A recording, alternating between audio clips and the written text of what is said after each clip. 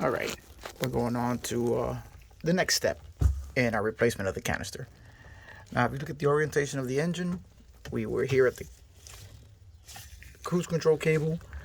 We removed the clip to the cable. Now, basically, all you're going to do is pop the cable out. You're going to squeeze. Let's see if we can get a good focus on that. There are two tabs on the end of the cable that lock into the bracket. You're just going to squeeze those tabs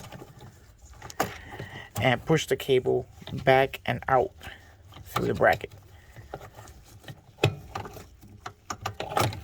And once you push it back and out,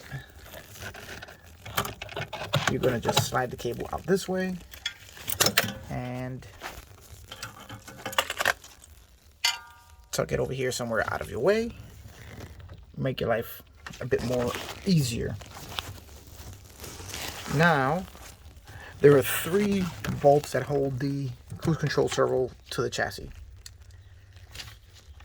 Underneath this harness here, there's, let's see if I can give you a better look at that. There's one here,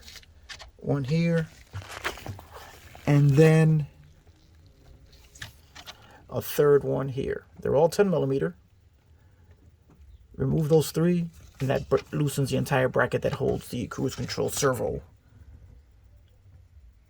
to the trunk wall. So let me explain to you why we have to remove the cruise control servo. If you still have the original tomato can in your car, GM, in their infinite wisdom, let me give you a little better light here so we can look at this. Put a mounting clip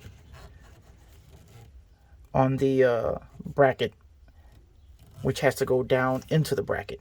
You can't slide it forward or back. It has to come up.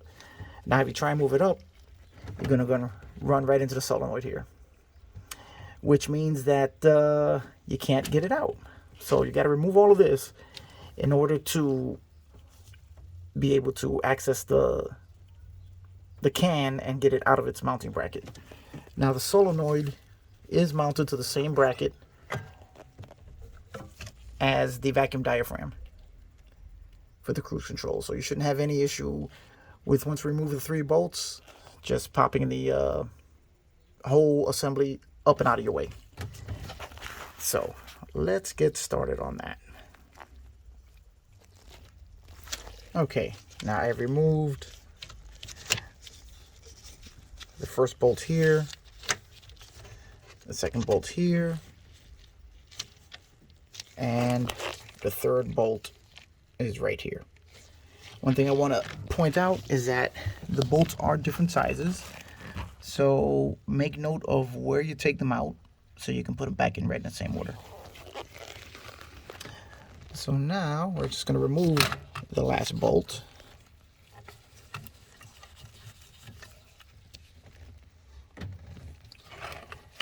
And with the third bolt removed, you can take the whole solenoid assembly and just swing it out of the way. Here you'll see all the electrical connectors going to the diaphragm and the vacuum lines running back and forth through the entire assembly. Now, what you're going to see after that is there are going to be 2 vacuum lines connected to the original hose, the original can. Those may be the lines that were sent by the Fierro store. I'll have to compare them to make sure that everything's right. So you don't want to risk just ripping them off right now, because you don't know if you'll have to reuse them, if they're reusable at all after all these years, as these still seem to be in pretty good shape. So what I'm going to do is just gently pry those lines off, and then after that it's a simple removing of the can by lifting it up and to the right.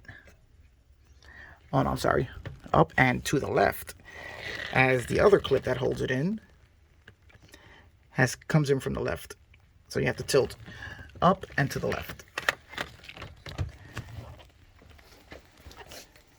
If you look at the Fierro Store can, it has the mounting clip on the left,